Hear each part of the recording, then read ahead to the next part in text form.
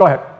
Hi. During your speech, you made a lot of references to Jewish people, as well as certain people in your audience, not Jewish people in general, but certain people, especially in your audience, to Nazis. Now, that is extremely offensive when certain people are German, and they're also extremely offensive to people who've actually suffered under Nazi rule. I don't respect that anymore. I really don't. I don't like and I don't respect the crocodile tears the crocodile tears.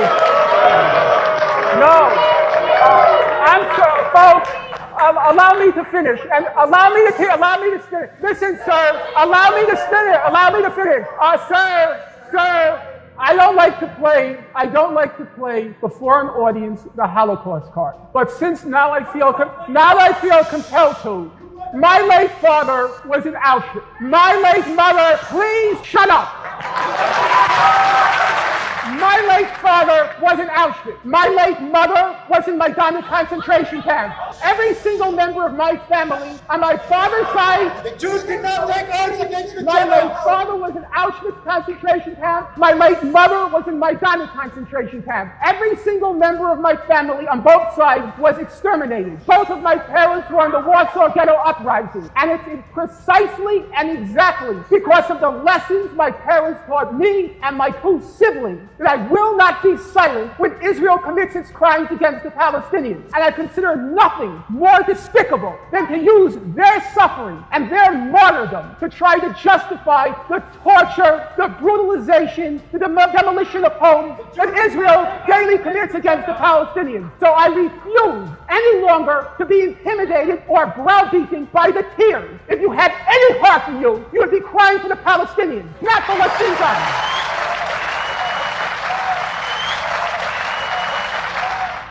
Would you condemn Hamas for what they did? My view is as follows. Number one, as far as the evidence shows now, atrocities occurred on October 7th. The magnitude of the atrocities and the types of atrocities, for example, were children beheaded, were women raped. That remains, so far as I can tell from the evidence, an open question. However, that there were atrocities that occurred, my answer is yes. That's a factual question. And then there is the legal question. As a matter of law, it seems unquestionable that the people who perpetrated these atrocities would be prosecuted and convicted in a court of law. However, I would say on the legal question, I should think that there would be some mercy shown because those who carried out the atrocities were concentration camp inmates. Number three, which I think is the one that concerns you the most, is the moral question. My basic precept is that there but for the grace of God go I. That is to say, I'm very reluctant to condemn people who are in a position or in a condition such that were I in that position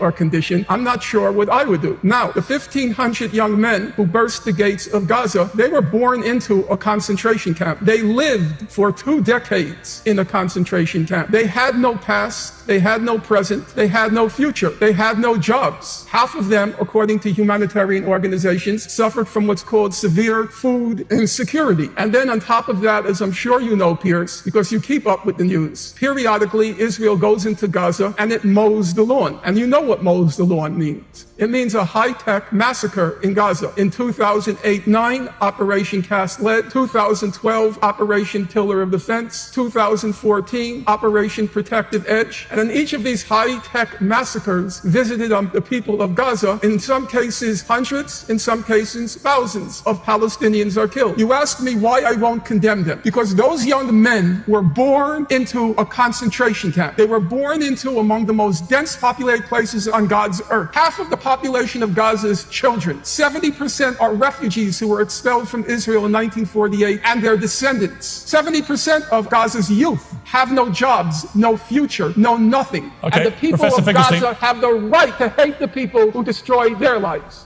Do you honestly think that a leader of Israel is in a position after the biggest massacre of Jews since the Holocaust to say, you know what we should do in reaction to this is free the Palestinians, whatever that looks like. This is never going to happen, right? Correct. And I'm interested in living in the real world, as I think you are. If you care about the lives of Palestinians and Israelis and everybody else, that means there has to be some kind of way of resolving this that is based in reality. And in reality, whatever way you look at it, you've got two tribes that absolutely hate each other with good reason for both sides to hate each other because there's been atrocity against both sides throughout history. You may argue about who's responsible and blah, blah, blah. Reality on the ground is this is where we are. So my question is, how should Israel have reacted in that situation in the real world? What in the real world should the Palestinians have done if they tried negotiations, they gestured to supporting either a two-state settlement, here I'm referring to Hamas, or what they called a hudna, a long-term ceasefire, when in March, beginning March 30th, 2018, they tried, not least because of my encouragement, they tried nonviolent civil resistance. And what was the Israeli response? We know exactly.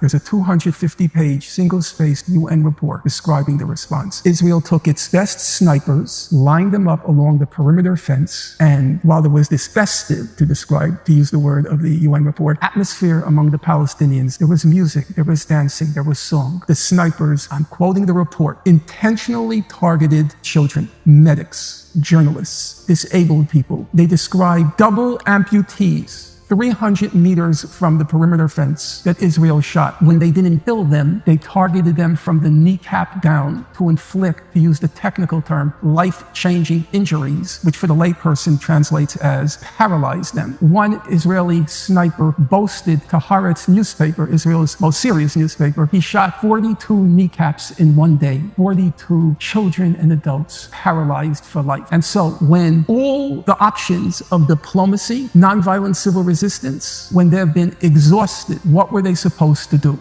You know how many citizens, civilians died in the October 7th assault? Yes, but that's not... You know that there are lots of allegations of rape. I don't know how persuaded you are of those. They did find bodies without heads. There were no beheadings of infants. There were some beheadings, apparently. The Israelis didn't even claim that in the document they submitted before the ICJ. Go read what your government submitted. It never mentioned beheadings. Well, as far as I know, there were some people who were beheaded. But we could bring it up right now. You also deny that there were rapes there. I didn't deny. I said I've not seen convincing evidence that confirms it. I've said that from day one, and I'll say it today, 4.5 months later. Do you know that they killed 800 or 900 civilians in their Absolutely. Yes. That seems to me indisputable. Oh, okay. Well, I'm yes. glad that you're conceding something. I've said that from day one. Well, to be clear, you haven't. You did a debate. I don't remember the talk show, but you seem to imply that there was a lot of crossfire and that it might have been the IDF that killed a lot of... I said that there is no question, because the names were published in Haaretz, there is no question that roughly of the 1,200 people killed, 800 of them were civilians. 850, fine. So I never said that, but then I said, no, we don't know exactly how they were killed. But 850 civilians killed? No question there. There's a lot of tricky language being employed here. Do you think of the 850... It's called attaching value to words and not talking like a motor mouth.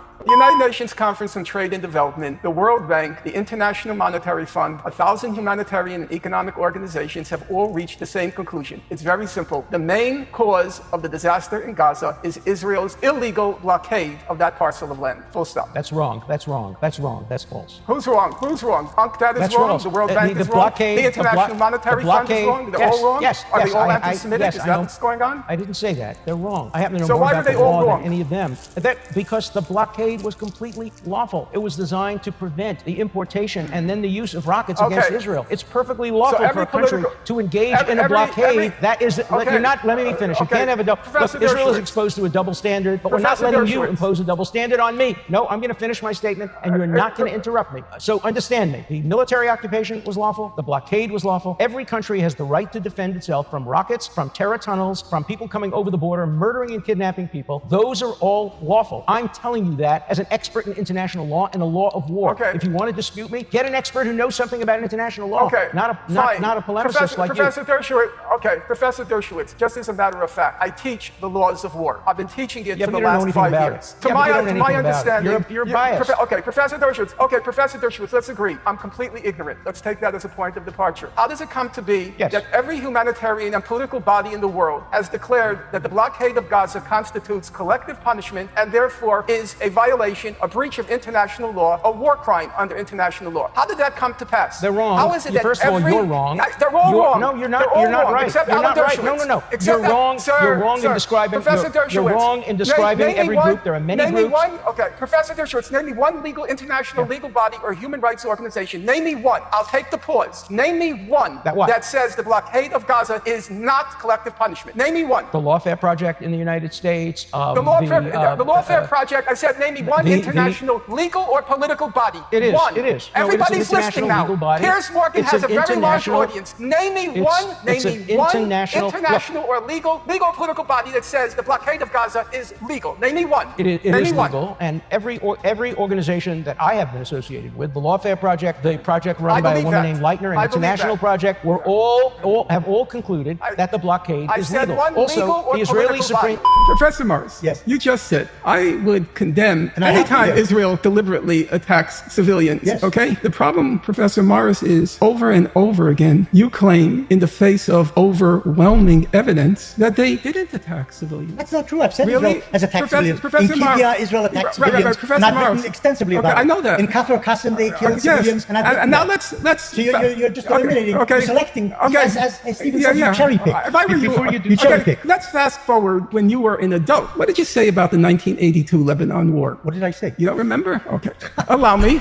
Okay. You said that you are not a person of double standards, unlike people like Moeen. You hold high a single standard, and you condemn deliberate Israeli attacks on when they civilians. occurred, yeah. And I would say that's true for the period up till 1967, and I think it's accurate, your account of the First Intifada. There, it seems to me you were in conformity with most mainstream accounts, and the case of the First Intifada, you also used, surprisingly, you used Arab human rights sources like Al-Haq, which I think Moeen worked for during the First Intifada. That's true. But then something very strange happens. So let's illustrate it. So this is what you have to say about Israel's invasion of Lebanon in 1982. You said Israel was reluctant to harm civilians, sought to avoid casualties on both sides, and took care not to harm Lebanese and Palestinian civilians. You then went on to acknowledge the massive use of IDF firepower against civilians during the siege of Beirut, which traumatized Israeli society. Morris quickly enters the caveat that Israel, quote, tried to pinpoint military targets, but inevitably many civilians were hit. That's your description of the Lebanon War. As I say, that's when I first got involved in the conflict. I am a voracious reader. I read everything on the Lebanon War. I would say there's not a single account of the Lebanon War in which the estimates are between 15 and 20,000 Palestinian and Lebanese were killed, overwhelmingly civilians. The biggest bloodletting until the current Gaza genocide.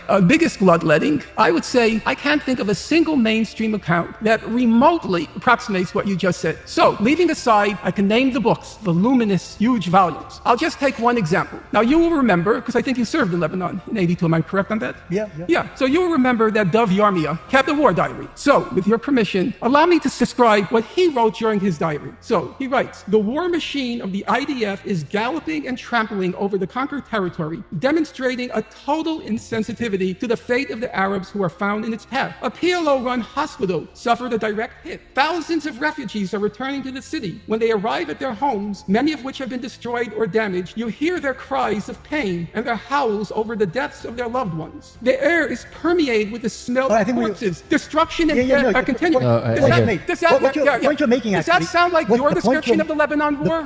Forget my description. Forget it? The point you're Words making... are in print. We can't just let forget me them. just finish my sentence. The point you're making, which you somehow forget, is that there are Israelis who strongly criticize their own side and describe how Israelis are doing things which they regard as immoral. You don't find that on the Arab side. I'm talking about don't you, find that. Mr. Morris. I'm not talking about Dev Yarmia. I'm talking about you, the historian. How did you depict the Lebanon War? Because I believe that the Israeli military tried to avoid committing a civilian casualty. So Dev, all the accounts by Robert Fisk and Pity the Nation. Fisk is anti-Zionist journalist. I know. Has always been. Right. So that's why you can say with such confidence that you don't condemn deliberate Israeli attacks on civilians. Because there weren't any. No, I didn't say there weren't any. Yeah, you didn't? You agreed that I have condemned Israeli attacks on civilians. I never quarrel with facts. Your description of the 1982 war is so shocking, it makes my innards writhe. And then your description of the Second Intifada, your description of defensive shield, when Arab suicide bombers were destroying Jews in masses in buses and in restaurants. That's the Second Intifada. Do you remember that? You could try suicide bombers in Jerusalem's buses and restaurants. I am completely aware of that. But if you forgot the numbers, I don't forget it was 3-1. They killed mostly armed Palestinian gunmen. That's what you say in your book. But that's not what Amnesty International said. That's not what Human Rights Watch said. I don't remember what they said. I do. Benny Morris now says, we don't know whether Israel has nuclear weapons. Well, that's a very odd thing for him to say, because Benny Morris has been explicitly blackmailing the West since 2008, saying, if you don't, meaning the United States, if the U.S. doesn't join in an attack on Iran, we, meaning Israel, have no alternative except to use non-conventional, that is to say, nuclear weapons. So, if I can quote him now, it is doubtful that its conventional capabilities will be sufficient to destroy the Iranian nuclear project. Then, non-conventional weaponry will have to be used to stymie the project. And many innocent Iranians will die. But the Iranians will have brought this upon themselves by bringing to power and leaving in power a leadership that will have forced Israelis to do what was necessary in order to survive. So, Benny Morris, who doesn't know whether Israel possesses nuclear weapons, nonetheless says Israel will have to use non-conventional weapons. And he says many Iranians will have to die, maybe millions, maybe tens of millions, but they deserved it because well, that's what he said. Mr. Morris, you can laugh till kingdom come, but I'm quoting your words. But he said that's okay because they voted for the regime. No, this is absurd. This is absurd. I said Israel. No. And then let me respond. Hang on. Norman, I think Benny Morris should be able to respond to your direct charge there, because you accused him of laughing at it. I didn't charge. I quoted. No, you said he was laughing about it. So let me get to Benny Morris to explain what he's doing. As is your want, you didn't quote me properly. What I said was that if Israel is unable with conventional weapons to destroy the Iranian project, and if the Americans don't do it in conjunction with Israel or by themselves, Israel will be forced to use non-conventional weapons and attack the nuclear installations. Not kill millions of Iranians. No. You said millions of Iranians. I've never said anything. I have never said anything about millions of Iranians. This is pure nonsense. This is pure. Norman, you are lying. You are lying. What do you think happens if you drop? You are lying. Professor Morris, what do you think happens if you drop nuclear weapons on Iran? What do you think happens? No, not on Iran. Not on Iran. Norman, you are misquoting. I'm quoting you, Professor Morris. For you to say we can't trust Iran after Israel's record on nuclear weapons, as even you so shamefacedly and shamelessly say, I don't know if Israel has nuclear weapons. You really don't? You advocate Israel's use of them in the event that the U.S. doesn't join the attack on Iran, but then you don't know if Israel has nuclear weapons. You're such a shameless liar, which is a sad fact. I spent many a week reading your books. I spent many a month reading your books, and to see how you have degenerated into a state propagandist and a bold-faced liar, very sad. Very sad. Every time they target a kid, I'm sure they believe it's Hamas. When they killed the 4 kids in the, they believe. I know they believed it, even though they were diminutive size. Even though they were diminutive size. You don't see the size. No, they saw you don't see the size. Let's see the size. Oh, I know what he's quoting. You've lied about this particular instance in the past. Those kids weren't just on the beaches as often stated in articles. Those kids were literally coming out of a previously identified Hamas compound that they have operated from. They literally. Mr. Borelli, with all due respect, you're such a fantastic moron. It's terrifying. That wharf was filled with journalists. There were tens, scores of journalists. That was an old fisherman's shack. What are you talking about? It's so painful. It's so painful to listen to this idiocy. And to be clear, on the other side, you're implying that a strike was okayed on the Israeli side when they said we're just going to kill 4 Palestinian children today for no reason. Do you believe that? Do you believe that? Do you believe that? Right. You believe that? Hotel journalists. Do you think that they were out to kill 4 children?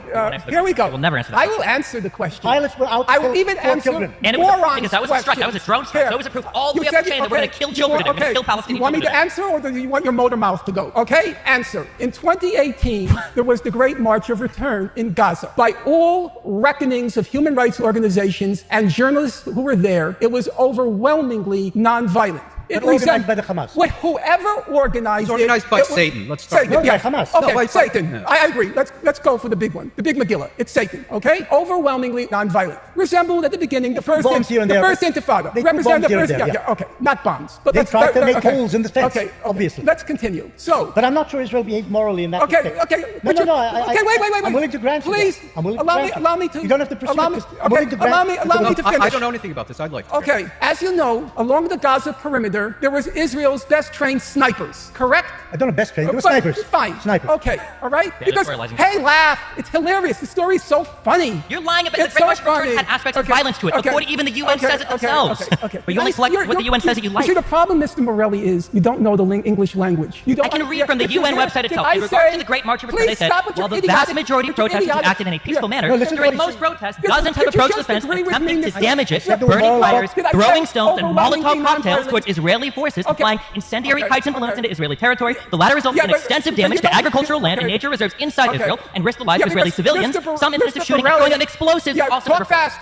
So people think that you're coherent. I'm just reading from the UN. Yeah, but you see, you like them sometimes, only when they agree with you. You got the months wrong. We're talking about the beginning in March 30th, 2018. You just described that March as mostly peaceful. Okay, allow me to finish. So there were the snipers. Now you find it so far-fetched. Israelis purposely, deliberately targeting civilians? That's such a far-fetched idea. An overwhelmingly non-violent march. What did the international investigation... It was a campaign. Yeah, whatever you want to call it. For months. Whatever you want to call it. Months. Yeah. What did the UN investigation find? Well, he just read it. I read the report. I don't read things off of those machines. I read the report. What did it find? Brace yourself. You thought it was so funny, the idea of IDF targeting civilians. It found, go look this up on your machine. I already know what you're going to say. You're going to say it found that only one or two of them were justified killings. Targeted journalists, targeted medics, and here's the funniest one of all. It's so hilarious. They targeted disabled people who were 300 meters away from the fence and just standing by trees. This is true. My criticism of Norman Finkelstein is slightly more prosaic. I have no problem at all with writers being provocative. It's what I am paid to do. But you're not very good at it. You're a hack writer. You made a factual error. You're certainly entitled to your opinion. I don't know of any expertise. I don't know of any expertise you have in the topic. You've understated by a large number the number of Holocaust survivors. That's the last question. Okay, very briefly. I would like to answer very that. briefly, please. I don't claim at all to be an authority in the Nazi Holocaust. The book The Holocaust Industry is not about the Nazi Holocaust. It's a book about how the Holocaust has been rendered in popular opinion and in so-called scholarship. The figure I got of under 100,000 survivors of the Nazi Holocaust, it didn't come from me. It came from Raoul Hilberg. I think you'll agree if you have any knowledge of the Nazi Holocaust, which is doubtful, but if you have any knowledge of the Nazi Holocaust, you'll know that the world's leading authority in the Nazi Holocaust, bar none, was Raoul Hilberg. He was in a class all his own. Raoul Hilberg praised the Holocaust industry. In fact, he said my conclusions in the book were conservative. Now, Raoul Hilberg was begged by the U.S. Holocaust Museum and his close friend Elie Wiesel to remove his name from the book. And he said, no, I refuse to remove my name from the book because what Finkelstein wrote is true. He said Finkelstein's place in history as a historian is secure. And what was done to me was a travesty. So when you come along and say you're a hack writer, I attach as much value to that as I attach to the dust on this floor. We have now seen incident after incident where entire families are vaporized in single strikes. Who is in the families? Who lives in the house? Family inside? members. No, family or next to the house. In which these families are We killed. have seen incident after... Do you know that Hamasniks weren't in that house? Do you know that their ammunition dumps weren't Why in do I those have houses? to prove a negative? You're saying that they deliberately targeted families. If Israel wanted to kill civilians in Gaza, they could have killed 500,000 by now with the number of strikes they've done. And therefore... the fact that they've only killed a certain small number... 30,000 is a small number. Small number in You consider 30,000 small number in proportion over 4 months probably is an indication that it's targeted and that there are Hamas targets in these places. So I've given 12,000 children is only, and if that's the case, why is it? Yeah, you said only. Professor Morris, here's a question for you. If we take every combat zone in the world for the past 3 years, every combat zone in the world. In Vietnam, the Americans killed a million people. Well, they could have killed 40 million. I was in the anti-war movement. Don't strap me. A million people fine. 30 million Russians were killed. So during World War II, so everything else is irrelevant. Here's a question, Professor Morris. Here's a question. It's very perplexing. If you take every combat zone in the world for the past 3 years and you multiply the number of children killed by 4, every combat zone in the world, you get Gaza. Okay? So when you what is that supposed to prove? Okay, I'm going to tell you. Just shut up. You're relying on Hamas numbers. No, I'm not relying. I'm relying on the numbers that everybody else. I'm relying on the numbers. Even if we take the numbers, though, what does that prove? Those are Hamas numbers. Okay. Which may not be true. They could invent anything because you know that they are a mendacious organization. I know mendacious, believe me. You like mendacious as in the Israeli Ministry of Foreign Affairs. So here's the thing. You say they could have killed 500,000, but they only killed, that's your word. They only killed 30,000. You believe that they deliberately target civilians. They would have killed many more. The fact is that they don't deliberately target civilians. Professor Morris, for a historian, I don't want to understand Israeli society. You want to know the truth. I don't want to. I don't want to get inside their heads. That's the problem. 90% of a good historian tries to get into the heads of there's a limit. the various protagonists. There's a limit. When 90% of Israelis think that Israel's using enough or too little force in Gaza, I don't want to get inside that head. 40% think that Israel's using insufficient force in Gaza. I don't want to get inside that head. I don't want to get inside the head of people who think they're using insufficient force against the population, half of which is children. I don't want to get inside that head. Why is that illegal to blockade Gaza? I'll tell you why. You don't rocket your neighbor. You rocket your neighbor. Expect consequences. I'll tell you why. Expect consequences. But that works both ways. Yes. I know, I expect that. Professor Morris, I'll tell you why. Because every human rights, humanitarian, and UN organization in the world has said that the blockade is a form of collective punishment, which is illegal under international law. You think a blockade? You don't understand the way the world works. Yeah, and you think confining, because that's the blockade. Yes, you don't. Confining a million children. That's the choice of Hamas. Combining that's Hamas' a million choice. children in what The Economist called a human rubbish sheet. The Economist supported Israel in this war and continues to support Israel. What International Committee of the Red Cross called a sinking ship, what the UN High Commissioner for Human Rights called a toxic slum. You think it is a slum? You think but it's caused by under the international law? You think it's legitimate? Forget the law. Hey, I know you want to forget the law. It's the one thing that it's what every Israeli fears the most. What? The law. No. Sippi Livni said, I studied international law. I oppose international law. Of course you don't want to hear about the law. Then it's got nothing to do with anything. Okay, so here's the thing. Yeah. Then don't complain about October 7th. If you don't want to, if you want to say, forget about the law, all I said was they acted like barbarians. Then there is no international humanitarian law. There's no distinction between civilians and combatants. There should be. And so now you're doing what Moeen said. You're becoming very selective about the law. If you want to forget about the law, Hamas had every right to do what it did. It had every right to do what it did, according to you, not to me, because you want to forget the law.